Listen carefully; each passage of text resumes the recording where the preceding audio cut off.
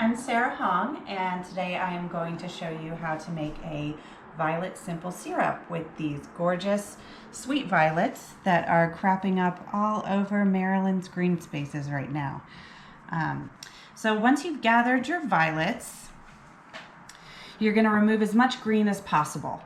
So the stems and the leaves, of course. Also going to remove the calyx, which is this little green bit at the end of the flower. So the way that you do that is just to take the petals with one hand and pull it apart and discard the calyx, and then you'll just be left with the petals. So I have about a cup of petals here, and then I have about a cup of water that I boiled, and it's been sitting for about 5 minutes. So you're going to take the petals and just add them to a mason jar. And then you're just going to add this boiled water again to the mason jar. And pour it over the petals. This is going to sit covered for about 24 hours. So this violet syrup can be used for baked goods. It can be added to club soda or lemonade, or it can be used to make creme de violette, which we are going to attempt a little later on. Okay, it's been about 24 hours since we have had our petals steeping in the water. And look at this beautiful color that we've got already. Oh my gosh. It's gorgeous. All right, so now we're gonna make it into a syrup.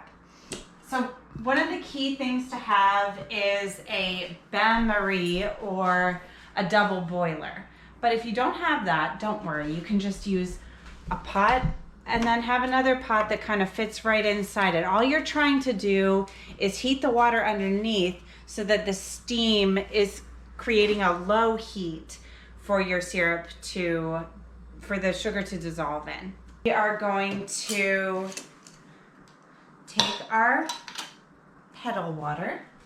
We're going to take a strainer and we're going to pour the petal water into the strainer.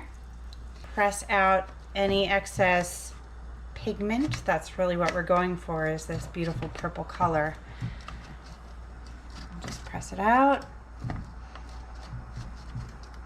And then remember, we used about a cup of water to soak the petals in. So it's a 2-to-1 ratio. You're going to use 2 cups of sugar for every 1 cup of water. So I'm just going to pour my sugar in. And my burner right now is set to about medium-high heat.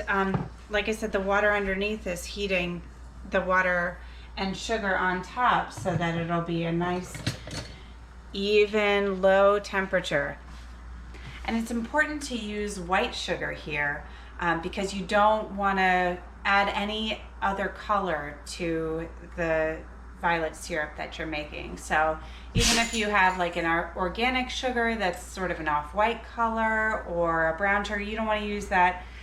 It might make the flavor a little bit different, but you want that color. That's what makes this violet syrup so special.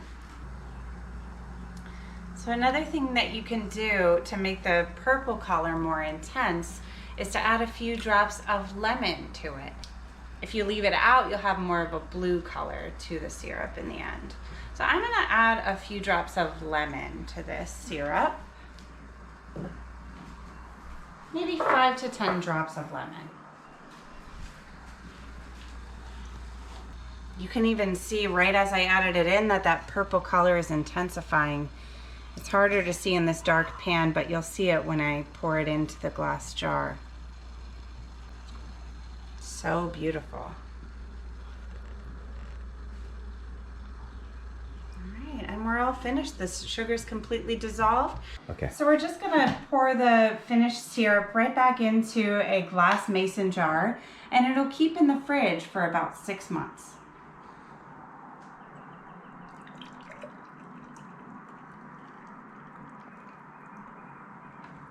Look at that gorgeous color. So the next step is we're going to use this violet syrup to make creme de violette, which can be used for classic cocktails like the Aviation. Thank you and good night.